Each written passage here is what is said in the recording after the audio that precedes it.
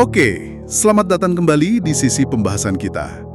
Dunia perdagangan lagi gonjang-ganjing nih ya. Betul sekali. Dan Indonesia, baru aja dapat kabar tarif impor 32% dari Amerika Serikat dari Presiden Trump mulai 1 Agustus 2025 nanti. Iya, 32%. Itu angka yang cukup signifikan. Banget. Ini bukan sekedar angka, tapi bisa jadi guncangan ekonomi.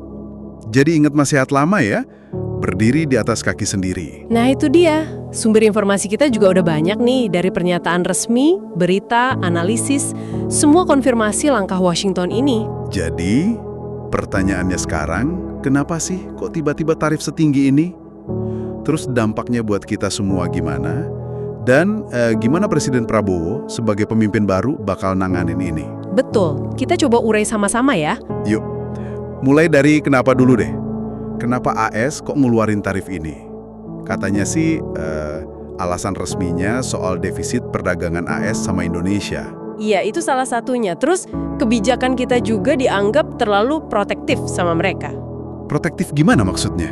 Ya, misalnya soal tarif kita ke barang AS, terus izin-izin yang katanya ribet, sampai aturan soal repatriasi keuntungan perusahaan AS. Jadi, sebagian profit ekspor mereka itu harus balik ke Indonesia. Itu dianggap hambatan. Oh gitu, bahkan katanya ada surat langsung dari Trump ke Prabowo soal ini ya. Betul, itu ada disebut di beberapa sumber. Tapi ada juga nih analisis lain yang menarik. Katanya ini semacam balas dendam dagang.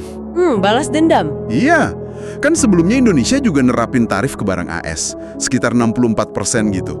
Nah, tarif 32% dari AS ini kan pas tengahnya, kayak ngasih sinyal gitu. Masuk akal juga ya. Jadi kayak, oke, kita bales separuh dulu, coba lihat respons kalian. Bisa jadi taktik negosiasi awal itu. Bisa jadi. Terus, AS juga kasih opsi katanya. Oh iya, opsi apa tuh? Yah, bangun pabrik di AS, atau ya udah, hapus aja hambatan dagang Indonesia ke produk AS. Kalau enggak, tarifnya bisa naik lagi. Wah, ada ancaman juga ya. Tapi perlu dicatat juga nih, kita nggak sendirian loh kena tarif ini. Oh iya, negara mana lagi? Negara ASEAN lain juga kena. Thailand itu 36%, Laos sama Myanmar malah 40%, Kamboja 36%, Malaysia 25%, Vietnam aja yang agak mendingan 20% karena ada deal baru kayaknya. Oke, jadi ini rame-rame ya? Tarif 32% ini yang jenis resiprokal itu kan ya? Di luar yang MFN 10%. Iya, betul. Yang utama dibahas ini yang resiprokal 32%. Yang MFN itu kan udah umum antar anggota WTO. Sip. Nah, udah tahu alasannya, sekarang yang paling bikin deg-degan. Dampaknya buat ekonomi kita di sini gimana? Nah, ini dia. Sumber-sumber kita itu nunjukin kerentanan paling besar itu di sektor padat karya. Yang mana tuh contohnya? Tekstil. Alas kaki. Betul, tekstil, alas kaki, garmen, furnitur, itu semua kan andalin ekspor ke AS banget. Seberapa besar sih ketergantungannya? Gede, bayangin aja, ekspor pakaian rajutan kita itu 60,5% tujuannya ke AS. Furnitur juga 58,2%, itu kan tinggi banget. Waduh, kalau gitu konsekuensinya apa dong? PHK gitu? Itu ancaman paling nyata. PHK massal, data 2025 itu potensi dampaknya bisa ke hampir 4 juta pekerja tekstil. Terus di furnitur lebih dari 960 ribu. Gila angkanya. Astaga, banyak banget ya. Itu baru dari 2 sektor, belum yang lain. Terus dampak makronya? Makronya juga nggak main-main. Jelas daya saing produk kita turun drastis karena mahal di AS. Terus rupiah, bisa kena tekanan hebat. Analisis yang kita lihat itu prediksi bisa tembus 17.000 per dolar loh. Serius, 17.000? Wah, berat itu. Iya, kalau rupiah segitu, risiko inflasi naik, target pertumbuhan 5% makin susah dicapai. Belum lagi investor asing bisa mikir-mikir lagi buat masuk atau malah keluar. Daerah mana yang kira-kira paling kena dampak? Ya kayak Jawa Barat pasti kerasa banget, kan pusat industri. Kaltim juga mungkin karena kayu. Tapi ada juga yang lebih optimis, kayak Lampung katanya. Mungkin karena udah diversifikasi. Oke. Menghadapi ancaman segede ini, gimana nih langkah Indonesia? Respon pemerintah? Nah, menariknya, sikap Presiden Prabowo dari yang dikutip media-media itu cenderung tenang ya.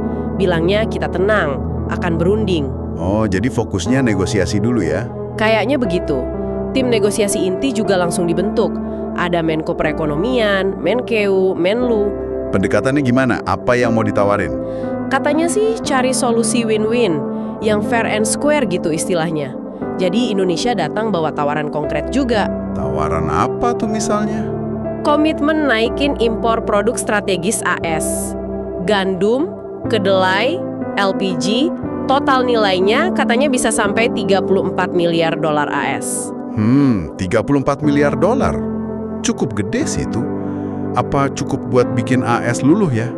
Nah, itu kita lihat nanti ya. Selain itu, ada juga tawaran buat fasilitasi investasi AS di sini. Sektor energi baru, kayak blue ammonia, mineral kritis.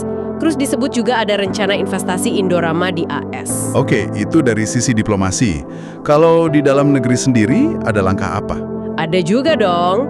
Secara internal pemerintah gerak paralel. Ada deregulasi, permudah bisnis, contohnya revisi Permendak 8 2024, aturan dagang yang dulu sempat dikeluhin itu. Ah ya, yang soal impor itu ya? Betul. Terus ada penyesuaian pajak impor, bea masuk produk AS juga disesuaikan. Kuota impor barang pokok dihapus biar harga stabil. Terus dibentuk 3 satgas khusus juga. Satgas apa aja tuh?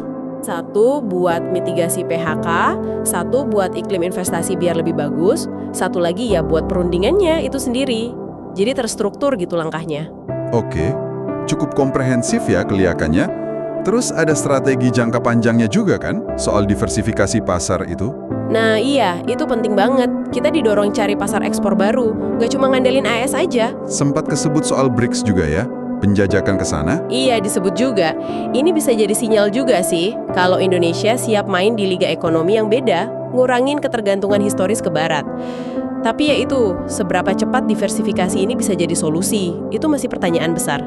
Iya juga ya, sementara nunggu diversifikasi jalan, apalagi yang bisa dilakuin? Ya, manfaatin kekuatan domestik. Konsumsi dalam negeri kita kan gede. Mungkin dikasih stimulus, diskon, kayak saran ekonom Ari Kunchoro. Pengusaha juga, Apindo, Kadin, mereka sadar tekanannya berat, tapi ya berharap solusi saling untung dan minta dukungan pemerintah juga. Oke, jadi kalau kita rangkum buat Anda semua nih, tarif AS ini muncul karena isu defisit dan proteksionisme. Dampaknya serius banget buat industri padat karya kita dan ekonomi makro. Betul, tapi Indonesia nggak tinggal diam, ada respons berlapis. Negosiasi, tawaran konkret, reformasi di dalam negeri, plus upaya diversifikasi pasar buat jangka panjang. Ini kayaknya dilema ya, antara harus madamin api jangka pendek, tapi juga bangun fondasi kemandirian buat jangka panjang. Persis, dan relevansinya buat Anda semua ini nyata banget. Kebijakan di Washington atau di Jakarta ini ujung-ujungnya bisa ngaruh ke lapangan kerja, ke harga barang yang Anda beli tiap hari. Nah, sebagai penutup nih, ada satu hal yang menarik buat kita pikirin bareng-bareng.